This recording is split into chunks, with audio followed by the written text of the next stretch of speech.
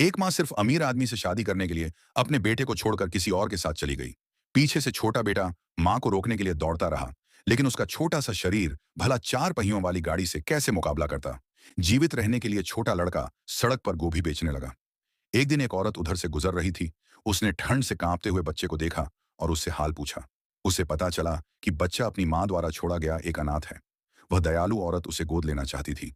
उसने कहा, बेटा, क्या तुम फिर से एक माँ पाना चाहोगे? 15 साल बीत गए। वह औरत रोज तिपहिया गाड़ी से सफाई का काम करने जाती, लेकिन हर बार उसके साथ कई बॉडीगार्ड भी रहते। असल में उसकी असली पहचान थी तियानलोंग ग्रुप की सीईओ। उसके 3 सगे बेटे थे और सब बेहद काबिल। बड़ा बेटा दुनिया का सबसे अमीर इंसान, दूसरा मशहूर डॉक्टर और तीसरा सुपरस्टार गायक था। लेकिन सबसे छोटे गोद लिए बेटे पर दबाव न पड़े, इसलिए उसने अपनी पहचान छिपाकर साधारण नौकरी करना शुरू किया।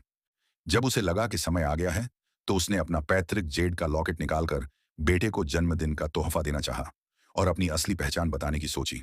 लेकिन तभी बेटे की जन्मदात्री मां आ पहुंची। वह औरत जिसने थोड़े पैसे कमा लिए थे, बेटे को अपने पास वापस लाना चाहती थी, लेकिन छोटा लड़का उसे बिल्कुल भी मां मानना नहीं चाहता था। दोनों झगड़ते झगड़ते सफाई कर रही औरत से टकरा गए।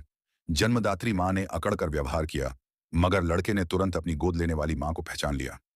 वह बेहद खुश हुआ और समझाने लगा कि वह बस उसके साथ खाना खाने आया था। खाने पर बैठते समय जन्मदात्री मां ने सीधे 1 लाख की चेक निकालकर गोद लेने वाली मां से कहा, यह पैसा लो और मेरे बेटे से दूर हो जाओ। तुम्हारे जैसी गरीब औरत के लिए 1 लाख बहुत बड़ी रकम है। तुम सब कुछ बेच दोगी। लेकिन उस औरत ने चेक उठाकर टुकड़े टुकड़े कर दिए। उसने कहा, इतने छोटे पैसों की मुझे कोई परवाह नहीं। बेटा चाहे जिस मां को चुने, मैं उसे कभी नहीं रोकूंगी। बेटा ये सुनकर भावुक हो गया और कहा, मेरी मां सिर्फ आप हो। भले ही आपने मुझे जन्म न दिया हो, लेकिन आपने मेरी परवरिश की